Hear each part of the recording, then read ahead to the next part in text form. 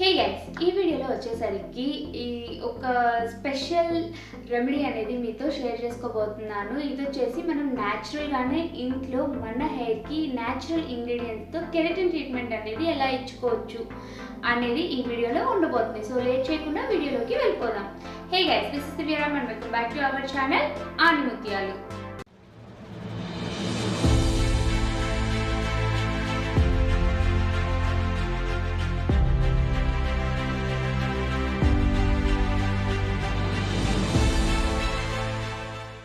వచ్చేసి నేను చాలా సింపుల్గా ఉంచుతున్నాను అండ్ మనకి దొరికే రెగ్యులర్ ఇంగ్రీడియంట్స్తో చాలా సింపుల్గా ఈ రెమెడీ అనేది మీతో షేర్ చేసుకుంటున్నాను అనమాట. ఫస్ట్ ఆఫ్ ఆల్ ఇక్కడ నేను ఒక విషయం చెప్పాలి. అది ఏంటి అంటే ఇది ఫ్రాంక్లీసే నా ఓన్ రెమెడీ కాదు, ఒక ఆయుర్వేదిక్ డాక్టర్ రికమెండ్ చేసిన న్యాచురల్ రెమెడీ అనమాట. సో ఈ రెమెడీ నేను ట్రై చేసినప్పుడు ఈ రెమెడీ నాకు ఎలా వర్క్ అయింది అండ్ ఈ రెమెడీ వలన నా హెయిర్ నిజంగానే కెరటిన్ ట్రీట్మెంట్ ఇచ్చినట్టు ఫీల్ అయిందా అనే రివ్యూ అండ్ ఈ రెమెడీ గురించి కొన్ని వివరాలు మీతో షేర్ చేసుకుంటాను ఇప్పుడు. ఫస్ట్ ఆఫ్ ఆల్ ఈ రెమెడీ ఏంటి, దీన్ని ఎలా తయారు చేసుకోవాలి? చాలా సింపుల్ ఇంగ్రీడియంట్స్ మన ఇంట్లో రోజు అవైలబుల్లో ఉండేవి మాత్రమే దీనిలో ఉంటాయి. అవి కూడా ఓన్లీ 2 ఇంగ్రీడియంట్స్ మాత్రమే. ఫస్ట్ ఇంగ్రీడియంట్ వచ్చేసరికి గంజి. గంజి అంటే మనం రైస్ ఉడికేటప్పుడు ఆ వాటర్ ఉంటుంది కదా, హాఫ్ బాయిల్ అయిన రైస్ నుంచి ఉండే వాటర్, ఆ తెల్లే వాటర్ని మనం స్ట్రెయిన్ చేసుకోవాలన్నమాట. ఆ వాటర్ని తీసుకొని పక్కన పెట్టుకొని కూల్ అవ్వనివ్వాలి. నెక్స్ట్ మనం ఏం చేయాలంటే అవిసె గింజలు, ఫ్లాక్స్ సీడ్స్. సో మనం ఫ్లాక్స్ సీడ్స్ జెల్ తయారు చేసుకోవాలి. ఈ ఫ్లాక్స్ సీడ్ జెల్ ఎలా తయారు చేసుకోవాలని ఆల్రెడీ నేను చాలా వీడియోస్లో చూపించాను. దీంట్లో కొంచెం ఫాస్ట్గా చెప్పేస్తాను. ఇంగ్రీడియంట్స్ క్వాంటిటీ అనేది ఈ రెమెడీలో మీకు ఎంతైతే అవసరం ఉంటుందో అంత మాత్రమే చెప్తాను మీతో. బట్ అక్కడ మాత్రం మీరు చూడడంలో చాలా ఎక్కువ క్వాంటిటీ నేను తయారు చేసుకోవడం ఉంటుందన్నమాట. సో అదొక్కటి కొంచెం అడ్జస్ట్ అవ్వండి. ఫస్ట్ ఆఫ్ ఆల్ మీరు 2 గ్లాసెస్ వాటర్ తీసుకోండి. ఈ 2 గ్లాసెస్ వాటర్కి గాను 3 టేబుల్ స్పూన్స్, అంటే ఒక పావు కప్పు కావచ్చు, 3 టేబుల్ స్పూన్స్, ఇలా పావు కప్పు కానీ 3 టేబుల్ స్పూన్స్ కానీ ఫ్లాక్స్ సీడ్స్ అనేవి తీసుకోండి, అవిసె గింజలు తీసుకోండి. ఓకే, క్వాంటిటీ అయితే ఇది. సో ఫస్ట్ మీరు ఏం చేస్తారంటే ఈ వాటర్ని ఒక బౌల్లో తీసుకొని దాన్ని స్టవ్ పైన పెట్టేసి స్టవ్ ఆన్ చేసేసుకోండి. వాటర్ కొంచెం హీట్ అవుతున్నప్పుడు మీరు ఈ ఫ్లాక్స్ సీడ్స్ కూడా దానిలో వేసేసుకోండి. వేసేసిన తర్వాత దాన్ని కొంచెం కలపండి. ఆ తర్వాత మీరు కొంచెం హైలో పెట్టేసుకోండి, ఫ్లేమ్ హైలో పెట్టేసుకొని ఇవి బాయిల్ అవ్వడం స్టార్ట్ అయినప్పుడు కొంచెం పొంగులు వచ్చే ఛాన్స్ ఉంటుంది. ఆ టైంలో ఫ్లేమ్ అనేది మీడియం కానీ సిమ్ కానీ పెట్టేసుకోండి. ఓకే, ఇలా సిమ్లో పెట్టేసుకొని ఒక 5 to 10 మినిట్స్, మ్యాక్సిమం ప్రాసెస్ అంతా కూడా 15 మినిట్స్ లోపే అయిపోతుంది మనకి. ఒక 5 to 10 మినిట్స్ మీరు సిమ్లో ఉంచుకున్నప్పుడు మీరు కలుపుతూ ఉండాలి, మధ్య మధ్యలో మర్చిపోకుండా. కలుపుతూ ఉండే టైంలో మీరు ఒకసారి ఇలా స్పూన్ నుంచి, అదే గెరిట నుంచి ఆ లిక్విడ్ ఏదైతే ఉందో, అవిసె గింజల్ని బాయిల్ చేసిన ఆ లిక్విడ్ ఉంటుంది కదా, దాన్ని ఇలా పైకి తీసి ఇలా వదిలేసేటప్పుడు డ్రాప్ పడుతుంది కదా, ఆ డ్రాప్ అనేది మీకు డ్రాప్ లాగా కాకుండా కొంచెం సాగినట్టు ఒక జెల్ ఫార్మేషన్లో మీకు పడుతున్నప్పుడు మీరు స్టవ్ ఆఫ్ చేసుకుంటే సరిపోతుంది. హీట్ మీద ఇది ఇలా ఉన్నా కానీ, అంటే కొంచెం లిక్విడ్ స్టేజ్లో ఉంది కదా అని డౌట్ రావచ్చు మీకు, బట్ హీట్ మీద ఇలా ఉన్నా కానీ వన్స్ ఇది కూల్ అయ్యేసరికి మీకు చాలా జెల్లీగా అనిపిస్తుంది అనమాట. అదే మీరు ఈ టైంలోనే బాగా జెల్లీగా వచ్చేలా చేసుకున్నారనుకోండి, ఈ ఫ్లాక్స్ సీడ్స్ నుంచి ఈ జెల్ని వేరు చేయడం అనేది చాలా కష్టమైపోతుంది. సో మీరు ఈ స్టేజ్లోనే స్టవ్ ఆఫ్ చేసుకొని కొంచెం కూల్ అయ్యే వరకు, అంటే లైట్గా హీట్ ఉండాలి, మీ చెయ్యి పట్టే అంత అనమాట. సో మీరు క్లాత్ నుంచి స్క్వీజ్ చేసుకుంటారా, మీ ఇష్టం. నేనైతే ఈ వీడియోలో పర్టికులర్గా నెట్ నుంచి స్క్వీజ్ చేస్తాను, అంటే ఎక్కువ అమౌంట్ కాబట్టి నాకు ఈ వీడియోకి అవసరమైనంతే నెట్లో పెట్టేసి ఇలా స్పూన్తో అంటే జెల్ అనేది మనకి కింద ఫిల్టర్ అవుతుంది కదా, ఆ ఫిల్టర్ అయిన జెల్ని నేను ఈ రెమెడీలో యూజ్ చేశాను అనమాట. ఓకే, సో ఇప్పుడు వచ్చేసి మన మెయిన్ ప్రాసెస్ అనేది స్టార్ట్ అవుతుంది. ఏం ప్రాసెస్? ఫస్ట్ మీరు ఏం చేస్తారంటే ఈ క్వాంటిటీస్ ఎలా తీసుకోవాలనేది చెప్తాను. మీరు అవిసె గింజల జెల్ ఉంది కదా, ఈ జెల్ని, ఫ్లాక్స్ సీడ్ జెల్ని మీరు ఒక ఫుల్ కప్ తీసుకున్నట్లయితే గంజి, రైస్ నుంచి మనం ఏదైతే వాటర్ ఫస్ట్ ఉడికేటప్పుడు డివైడ్ చేసి పెట్టుకున్నామో ఆ గంజిని మీరు 2 కప్స్ తీసుకోవాల్సి ఉంటుంది. 1.5 కప్ to 2 కప్స్ వరకు తీసుకోవాల్సి ఉంటుంది. సో మీ హెయిర్ క్వాంటిటీని బట్టి మీరు కొంచెం పెంచుకోవచ్చు, తగ్గించుకోవచ్చు, మీ ఇష్టం అది. బట్ రేషియో మాత్రం ఇలానే మెయింటైన్ చేయాల్సి ఉంటుంది. ఈ 2 మిక్స్ అవ్వాలంటే అది జెల్ అండ్ లిక్విడ్ ఫామ్‌లో ఉన్న ఈ గంజి మిక్స్ అవ్వాలంటే చాలా కష్టం. మనం స్పూన్స్‌తో ఎంత తిప్పినా అది అవ్వదనమాట. సో నేనేం చేశానంటే ఒక జ్యూస్ మేకర్ ఉంది నా దగ్గర చిన్నది. దానిలో వేసేసి దాన్ని ఒకసారి అలా తిప్పేసాననమాట. సో మీ దగ్గర గనక మిక్సర్ గ్రైండర్ ఉన్నట్లయితే మీరు దానిలో కూడా ఒకసారి వేసి ఊరికట్లా రివర్స్ ఒక్కసారి అన్నా కానీ ఈ 2 ఇంగ్రీడియంట్స్ చాలా ఈజీగా బైండ్ అయిపోతాయి. ఆ తర్వాత వీటిని మీరు ఒక్కసారి బాయిల్ చేయాల్సి ఉంటుంది.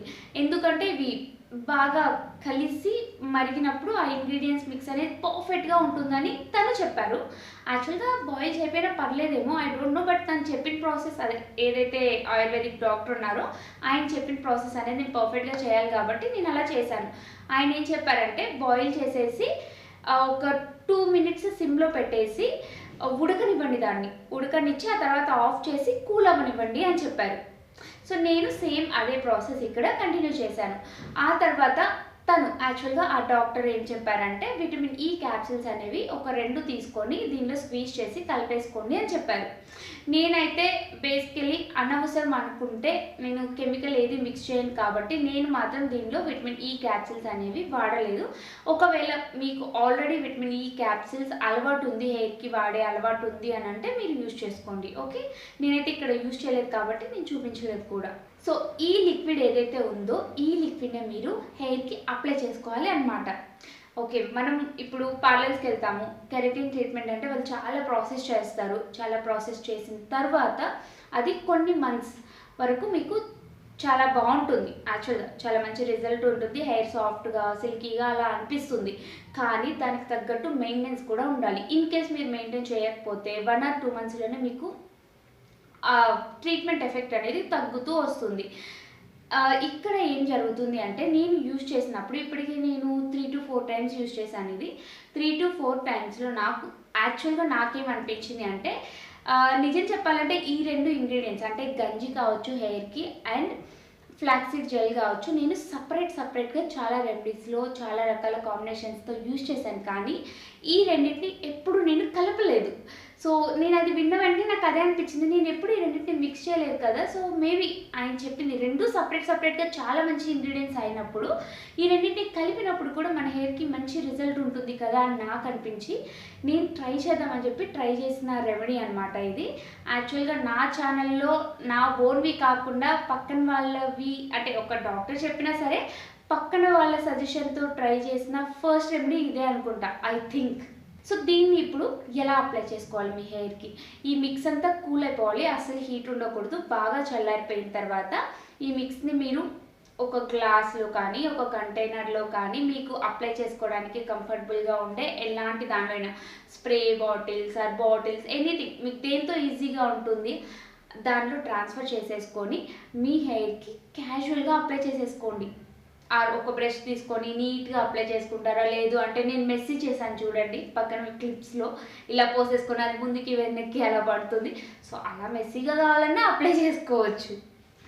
సో నాకైతే వీడియో తీద్దామనే ఉద్దేశంతో నా ఆపోజిట్లో చూసుకోవడానికి నాకు ఏమీ లేదు. అది కింద పడితే ఇల్లంతా పాడైపోతుంది అని చెప్పేసి నేను బాల్కనీలో అలా పోసేసుకున్నానా, ఏం కనిపించట్లేదా, మొత్తం మెస్సీ చేసేసుకున్నా. సో మీరు ఎలా అయినా సరే అలా ఫ్రీగా మీ డ్రై హెయిర్ మీద మాత్రమే ఇది అప్లై చేసుకోవాల్సి ఉంటుంది. ఆ తర్వాత 30 to 40 minutes వదిలేసి ఆ తర్వాత మీరు హెయిర్ వాష్ అనేది చేసుకోవాల్సి ఉంటుంది. ఇక్కడ హెయిర్ వాష్లో కూడా మీరు అయితే షాంపూ యూజ్ చేయొచ్చండి. లైక్ మీరు ఇప్పుడు ముందు రోజు ఆల్రెడీ హెడ్ బాత్ చేసి ఉంటే మీరు జస్ట్ ప్లెయిన్ వాటర్తో వాష్ చేసినా సరిపోతుంది.